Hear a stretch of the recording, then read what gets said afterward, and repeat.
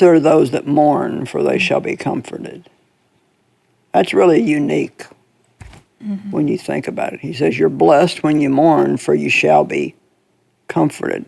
So it's the a comfort promise. of, It's a promise. It's a promise. So the comfort of God, I mean, it's almost like he's saying it's worth mourning just to experience God's comfort. And then the comfort that he comforts you with, you can then use that same experience to go and comfort other people that are hurting. Yeah. So God really does work something good out of everything if we'll believe that and let it happen. And, you know, Jesus, when he was in the Garden of Gethsemane, he had a rough time.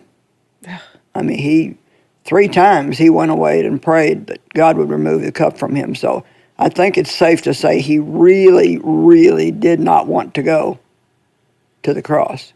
But he always followed it up with, if possible, remove this cup from me. Nevertheless, your will be done and not mine. And we don't understand when people die. We don't understand when a young person gets sick and dies. But this is where that unquestioning trust comes in, that we just know in part, we don't understand everything, and that I just want to encourage anybody that's watching today that is grieving to ask God to comfort you, because he wants to do that. And I don't know how he goes about it, but God is the one that can get on the inside of you and make things happen that nobody else can happen. Can I share one funny story? Sure. Through this whole terrible process, we were sitting around the hospital bed at this time when we were. Mark was on a ventilator, and they were going to take him off, and they didn't know what would happen, but they said quite often, and as bad as he was, he would go to be with the Lord right away. And when they took him off the ventilator, he didn't. And we had some wonderful time with him through those last hours that I'm so grateful for that we had. But, and he would kind of get bad again, and there would be goodbyes, and then he'd rally again. And then we'd have more time that we'd laugh together. But we were all sitting around at one point, and my nephew, who's so wonderful, but he just said to his dad, he said, you know, I feel like I've been a little bit deceived because I thought you were going to, go somewhere, and you're still here. And we all just laughed so hard because there is even joy in mourning, that terrible process of saying goodbye and then having more moments together, but being able to laugh about something like that. It's just, I'm grateful for the way God gives us glimpses of laughter when we don't expect it. So, Joyce, one of the things I want to get so practical about, you're talking about choosing joy, and I think about that too, that I can only choose it because it was such a gift that God gave me.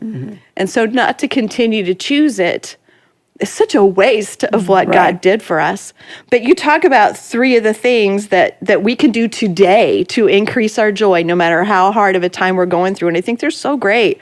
The one is spending time with God, just knowing who he is. One is spending time in his word, understanding what his word says. And one is spending time with people who help you grow. Doing those 3 things today. Why are those so important, and how do they benefit us? Well, we can waste our time, we can spend it foolishly, or we can invest it. And we all get the same amount of time, 24 hours a day. Some live longer than others, but we always say, well, I spend so much time doing this, and I spend so much time doing that. And that's the truth. You're spending your time. But are you spending it on something that's going to bring a benefit to you or to somebody else? Or are you just wasting it, investing it, or wasting it? So any time that we spend time with God, it's an investment. It's always going to come back to you multiplied many times over. And that's one of the big facets of joy, is just in his presence is fullness of joy.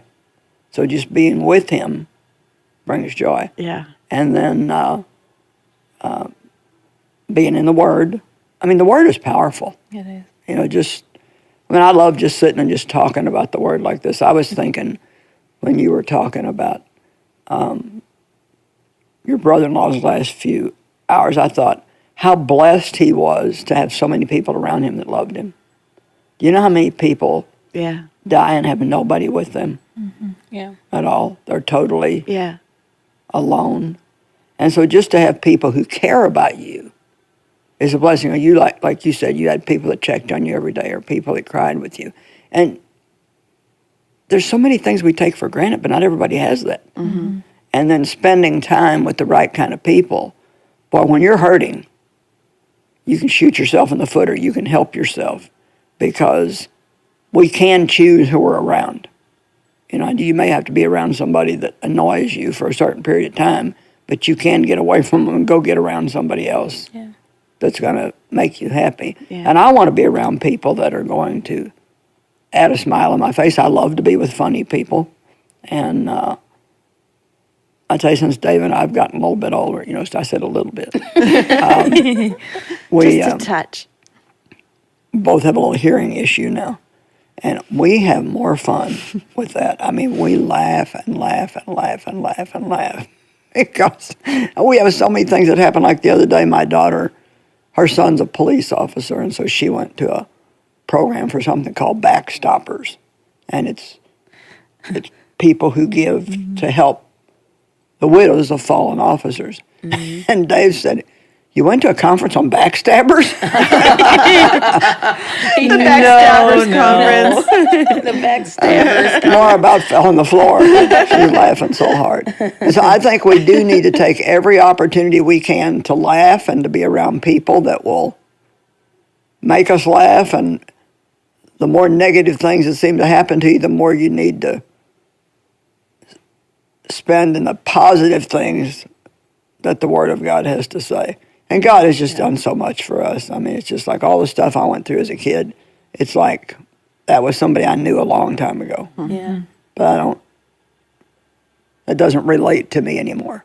Yeah. You know, how can God heal you to the point where you don't even remember it or even thank God for it because of how it made you mature and helped you grow? Good. So when we're going through really horrible times, it's so good to remember, now I can use this Yeah.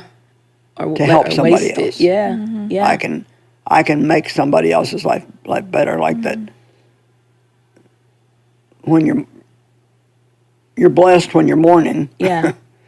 because you'll be comforted, and then Yeah. you can take that same comfort with which God comforts you and comfort somebody else. So, Yeah. I mean, I've had a lot of things happen to me in my life, but I've never lost anybody to death that I was really, really, really close to. Yeah. So naturally, Ginger could relate to somebody better in a situation like that.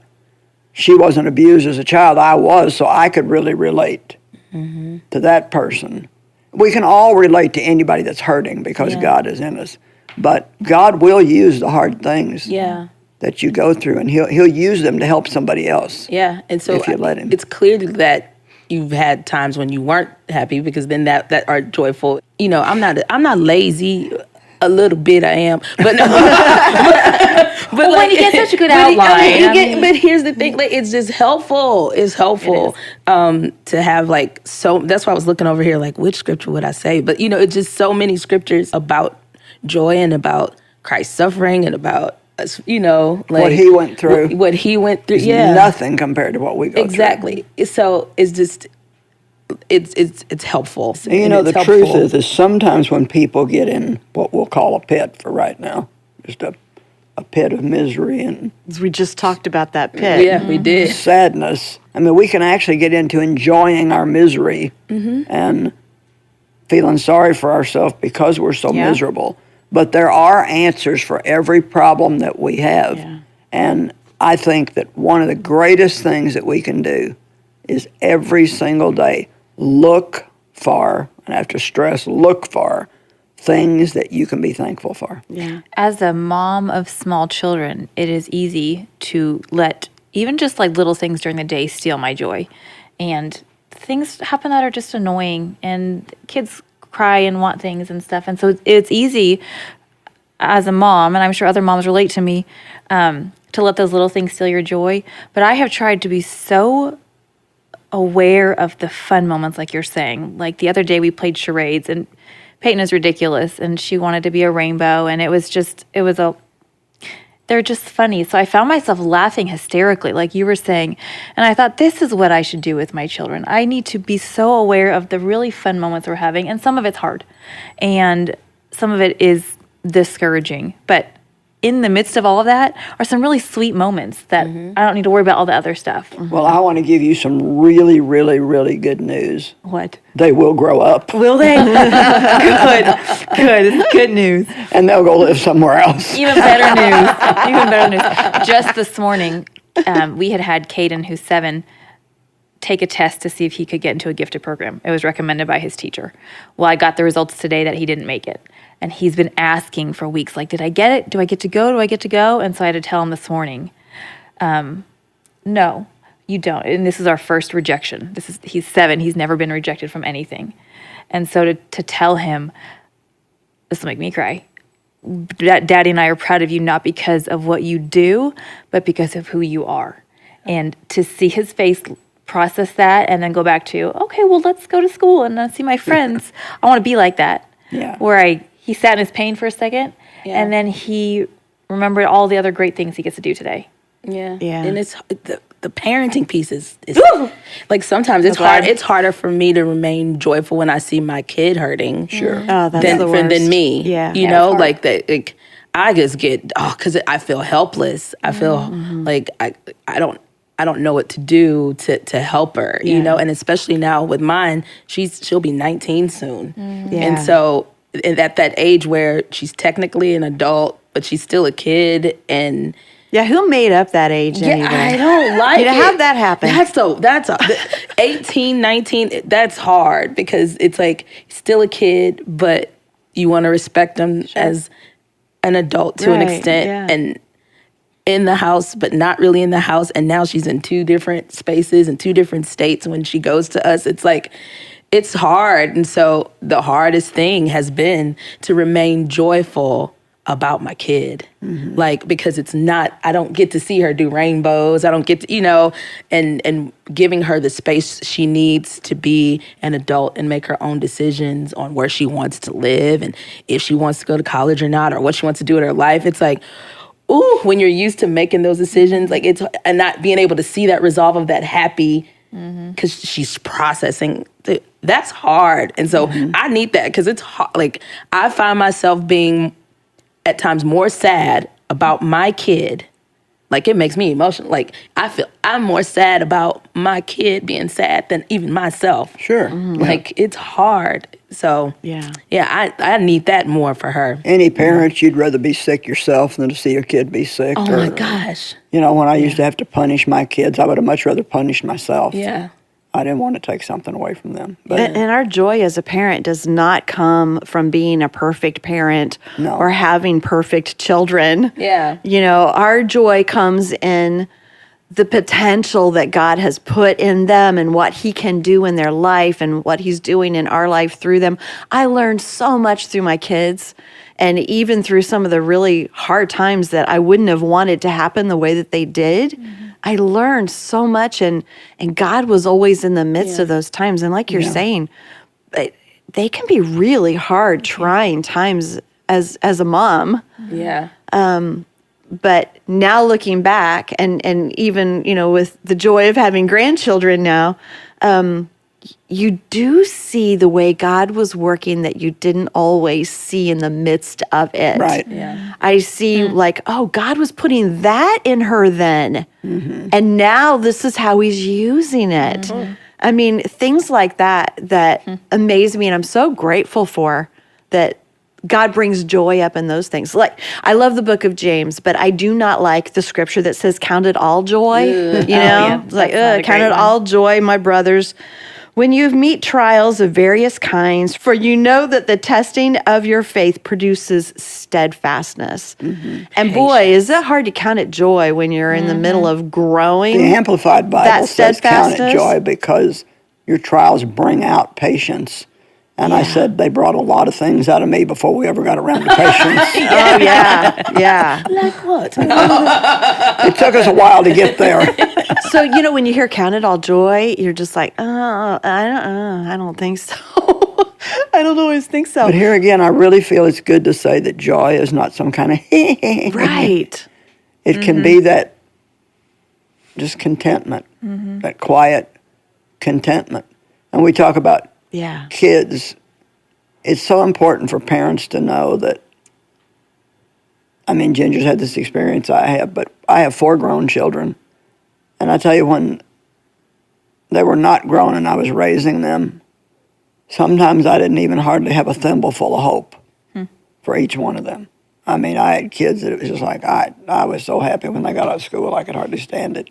And now, our one boy that just hated school so bad and had such a hard time in school, he now is the CEO of all the operations side of the ministry and over all the media. And my other son that, oh my gosh, we could not get along.